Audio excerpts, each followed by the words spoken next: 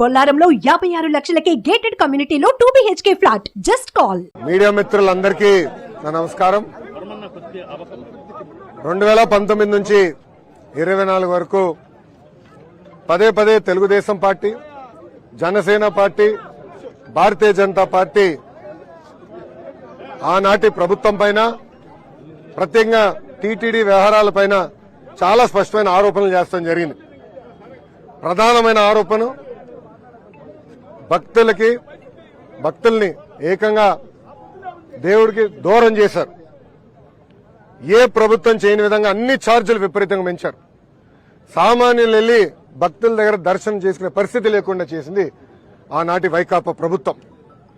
అంతేకాదు, ప్రజలందరూ సోషల్ మీడియాలో కానివ్వండి, మీడియా మిత్రుల ముందర కానివ్వండి, ఆనాడు చాలా స్పష్టంగా చెప్పారు, అన్నదానంలో నాణ్యత లేదు, తిరుమల లడ్డూలో నాణ్యత లేదు, లడ్డూ సైజు కూడా పడిపోయింది అని చాలా స్పష్టంగా ప్రజలు, భక్తులు ఆనాడు మాకు చెప్తాం జరిగింది.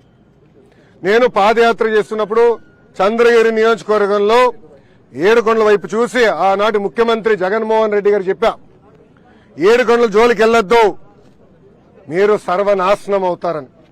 కానీ వినలేదు. అక్కడ కూడా ఎప్పుడు లేని విధంగా అవినీతి చేశారు. దాంట్లో భాగంగా కల్తీ నెయ్యి వాడటం జరిగింది. తెలుగుదేశం పార్టీ అంటే ఎన్డీఏ ప్రభుత్వం ఏర్పడిన వెంటనే కొత్త ఈఓని నియమించి, ఈఓ గారికి అన్ని పవర్స్ ఇచ్చి మొత్తం ప్రక్షాళన చేయండి వ్యవస్థల్ని, గతంలో జరిగిన పొరపాట్లు జరగకూడదు, నెయ్యి టెస్ట్ చేయండి, బియ్యం టెస్ట్ చేయండి, కూరగాయలన్నీ టెస్ట్ చేయండి, నాణ్యత మనం మెయింటైన్ చేయాలని చంద్రబాబు నాయుడు గారు ఆదేశాలు జారీ చేసి పంపిస్తాం జరిగింది. దాంట్లో భాగంగా ఈఓ గారు నెయ్యిని ప్రత్యేకంగా ఎన్డీటీవీ ల్యాబ్కి పంపిస్తే దాంట్లో చాలా స్పష్టంగా, ఈరోజు మేము ఆధారాలు బయట పెట్టాం, చాలా స్పష్టంగా పంది మాంసం ఉందని, అదేవిధంగా బీఫ్ ఫ్యాట్ ఉందని, ఫిష్ ఆయిల్ అంటే చేప ఉందని చాలా స్పష్టంగా రిపోర్ట్లో వచ్చింది. చంద్రబాబు నాయుడు గారు ఏమైనా మాట చెప్తే ఆధారాలతో చెప్తారు. అందుకే నేను చెప్పారు, ఈ రోజు ఆధారాలు మేము బయట పెట్టాం. ఇంకా నేను చాలా బాధేస్తుంది. గతంలో ఎంతో మంది ముఖ్యమంత్రులు చూసాం, ఎన్నో ప్రభుత్వాలు మేము చూసాం, కానీ గత ప్రభుత్వం లాంటి ప్రభుత్వం ఏనాడు చూడలేదు. జగన్మోహన్ రెడ్డి గారు లాంటి ముఖ్యమంత్రిని ఏనాడు మనం చూడలేదు. ముఖ్యంగా వెంకటేశ్వర స్వామి జోలికి వెళ్లారు, నాణ్యత లేకుండా చేశారు, దేవుడిని భక్తులకి దూరంగా చేశారు. ఒక మాట చెప్పాలంటే టీటీడీ కేవలం ఆనాటి ధనవంతులకి, ఇంకో పక్కన వాళ్ళ మిత్రులకి, శ్రేయోభిలాషుల కోసమే మెయింటైన్ చేశారు తప్ప సామాన్యులకి దూరం చేశారు. అందుకే సంస్కరణలు తీసుకొచ్చాం, పవిత్రం మేము కాపాడుతాం, దాంట్లో ఎలాంటి సందేహం లేదు. సంస్కరణలు తీసుకొస్తాం, మళ్లీ పూర్వ వైభవం తీసుకొచ్చే బాధ్యత ఎన్డీఏ ప్రభుత్వం తీసుకుంటుందని ప్రజలందరూ తెలుపుకుంటూ, నిజంగానే చాలా చాలా బాధేస్తుంది. నిన్న చంద్రబాబు నాయుడు గారు చెప్పినప్పుడు అక్కడున్న శాసనసభ్యులు మేమందరం షాక్కి కూడా గురయ్యాం. అదైన తర్వాత రాత్రి మేము అందరం కూడా మాట్లాడుకుంటాం జరిగింది. ఈ రోజు ఆధారాలు బయట పెడతాం కూడా జరిగింది. మా అందరి పైన బాధ్యత ఉంది. ఆ పవిత్రతను కాపాడాలి, ప్రక్షాళన చేయాలి, నాణ్యత మెయింటైన్ చేయాలి. ఆల్రెడీ ప్రజలందరూ తెలుసు, భక్తులందరూ తెలుసు, కొత్త ఈఓ గారు వచ్చిన తర్వాత నాణ్యత చాలా పెరిగింది. మెరుగైన సదుపాయాలు భక్తులకు అందిస్తున్నాం. క్యూలో ఎవరు నిలబడితే వాళ్ళకి టైంకి మజ్జిగ, పిల్లలుంటే పాలు, ఇవన్నీ కూడా ఎన్డీఏ ప్రభుత్వం అందిస్తుంది. ముందు ఇంకా మంచి పనులు చేస్తామని ప్రజలందరూ తెలుపుకుంటూ, ఇప్పుడు మీడియా మిత్రులకి ఏమైనా ప్రశ్న ఉంటే దానికి నేను సమాధానం చెప్పేదానికి సిద్ధంగా ఉన్నాను. టీటీడీ విజిలెన్స్ లో ప్రాథమిక నివేదికలో ఉందని చెప్పేసి జంతువుల నూనె వాడని స్పష్టంగా ఆధారాలు బయటపడ్డాయి. అంటే ఎలాంటి విచారణ చేయబోతుంది మీ ప్రభుత్వం? రిపోర్ట్ ఈ రోజు బయటకు వచ్చింది. ఏ అధికారులైతే ఆనాడు కేఎంఎఫ్ ని తీసేసి ఎవరెవరికో టెండర్లు ఇచ్చారో, ఎవరు వాళ్ళు ఎందుకు చేశారు, దాని వెనకాల లావాదేవీలు ఎవరు చేతికి ముట్టినాయి, ఆ వివరాలను బయట పెడతాం. అంతేకాదు, కొత్త గెస్ట్ హౌస్ కట్టినప్పుడు కూడా అనేక వయలేషన్స్ కూడా గత ప్రభుత్వాలు చేస్తాం జరిగింది. వాళ్ళ మనుషులు కావాలని ఎగ్జామ్షన్లు కూడా ఇస్తాం జరిగింది. ఇట్లా అనేక విషయాలు ఒక్కొక్కటి బయటపడుతుంది. ఇవన్నీ ప్రజల కోర్టులో మేము పెడతాం, మేము వదిలిపెట్టాం. అంటే వైవై సుబ్బారెడ్డి తిరుమలకు వచ్చి ప్రమాణం చేయడానికి కూడా సిద్ధంగా ఉన్నా చెప్తున్నాడు. నేను తప్పు చేయలేదని అంటున్నాడు ఆయన. అంటే దీంట్లో ఏది నమ్మాలి? ఇప్పుడు సిద్ధమా? నేను ఇక్కడనే ఉన్నా. రిపోర్ట్ క్లారిటీ ఇంకేం కావాలి ఆయనకి? అంటే ఆయనకి గ్రిప్ లేదా? ఈయోగా ఉన్నప్పుడు ఆయన తెలియదా ఏం జరిగిందో? ఆనాడు ఏం చెప్పారండి వైవి సుబ్బారెడ్డి గారు ఒక మీటింగ్ లో? అవుతే ఏముంది ఒక 5,000 పెంచుదాం, అవుతే ఏముంది ఒక 10,000 పెంచుదాం ఫీ, అవుతే ఏముంది 15,000 పెంచుదాం అన్నాడు. అంటే ఎంత అహంకారంగా వివరించారండి. అంటే సామాన్యులు దేవుడి దగ్గరికి వెళ్ళకూడదా? దర్శనం చేసుకోకూడదా? అంటే అడ్డగోలుగా అన్ని పెంచేస్తే సామాన్యులు ఇబ్బంది పడేదానిక? ఆ వీడియో కూడా బయటకు వచ్చింది, మీడియా మిత్రులందరి దగ్గర ఉంది ఆ వీడియో. నేను సూటిగా ప్రశ్నిస్తున్నా, అది చెప్పింది అవునా కాదా? ఎస్, నేను తిరుపతిలో ఉన్నా, రండి, నేను ప్రమాణం చేసాను, నేను సిద్ధంగా ఉన్నా, దాంట్లో ఎలాంటి సందేహం లేదు. ఇంకా రిపోర్ట్లు వచ్చిన తర్వాత మేము ఎందుకు భయపడాలండి? చాలా క్లారిటీగా ఉంది. వైవి సుబ్బారెడ్డి గారు కూడా నేను సూటిగా ప్రశ్నిస్తున్నా, గతంలో మీరు ఇలానే పింక్ డైమండ్ రాజకీయాలు చేశారు. ఆనాడు ప్రత్యేకంగా నా పైన, మా ముఖ్యమంత్రి చంద్రబాబు నాయుడు గారి పైన ఆరోపణలు చేశారు. దేవుడు పింక్ డైమండ్ ఏదో దొంగలిచ్చామని. ఏమైంది స్వామి అది? 5 సంవత్సరాలు మీరు ఏం పీకారని అడుగుతున్నా. అంటే రాజకీయం చేస్తాం తప్ప పవిత్రత కాపాడుతాం మీకు తెలీదా అని సూటిగా వైవి సుబ్బారెడ్డిని నేను ఈరోజు ప్రశ్నిస్తున్నా. మీరు ఆధారాలు చూపిస్తుంటే భూమన కరుణాకర్ రెడ్డి మాత్రం చంద్రబాబు గారి మీద విమర్శలు చేస్తున్నారు. దాన్ని ఏ విధంగా చూడాలి? దేవుడి పైన వాళ్ళకి నమ్మకం లేదు, ప్రజల పైన వాళ్ళకి నమ్మకం లేదు, ప్రజలు ఇచ్చిన తీర్పు పైన కూడా వాళ్ళకి నమ్మకం లేదు. ఇంకేం చెప్పాలా? అంటే ఆధారాలు ఉన్నాయి, ల్యాబ్ రిపోర్ట్లు బయట పెట్టాం, ఇంకేం కావాలి వాళ్ళకి? ఇంకేం కావాలి?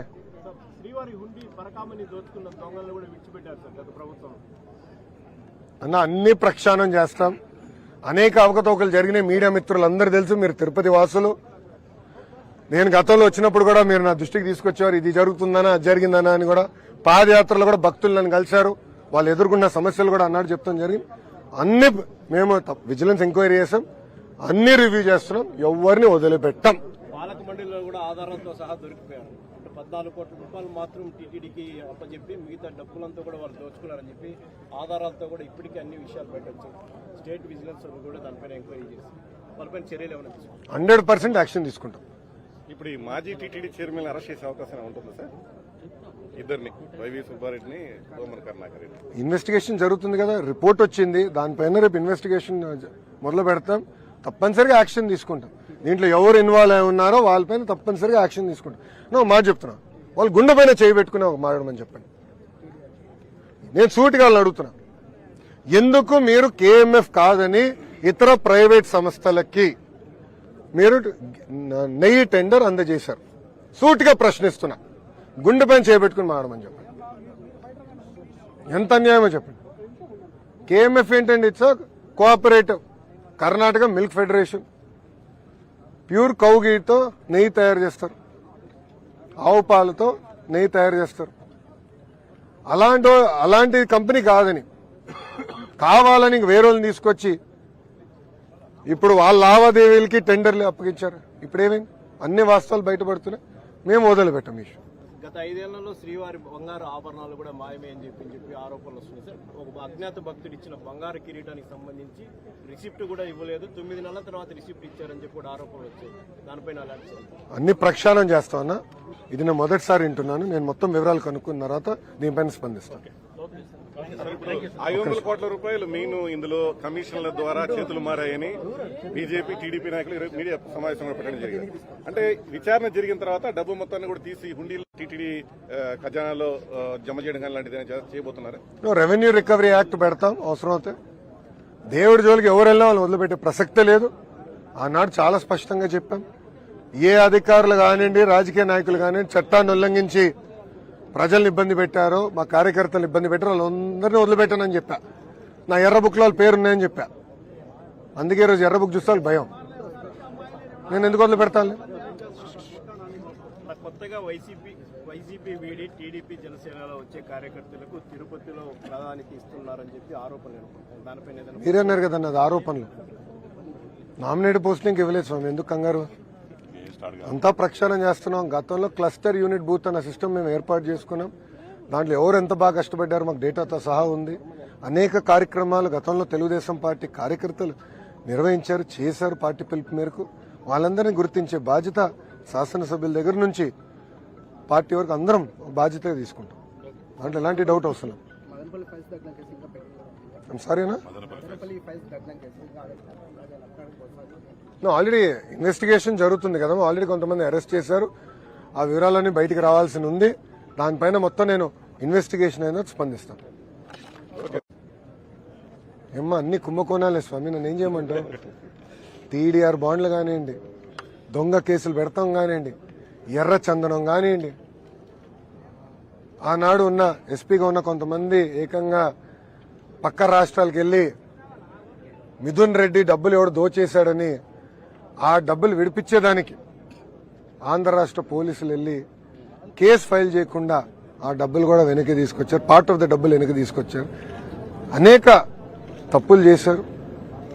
మీరు చూశారు, ఒక కేసులో ఏకంగా బాంబేకి వెళ్లి దొంగ కేసులు పెట్టి ఒక మహిళను ఎటు తీసుకొచ్చి వేధించారు. దానిపైన ఇప్పటికీ ఎలాంటి యాక్షన్ ఆంధ్ర రాష్ట్ర ప్రభుత్వం తీసుకుందో మీరు అందరూ చూశారు.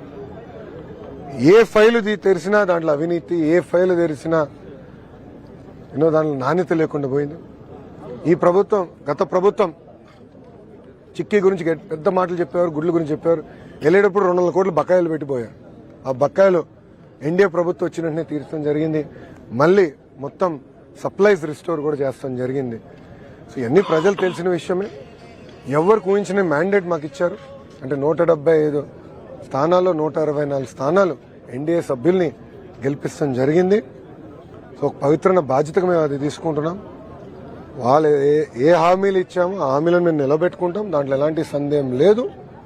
ప్రజలు ఒక శాంతియుతంగా బతకాలని కోరుకున్నారు, అభద్రత భావం లేకుండా బతకాలని కోరుకున్నారు.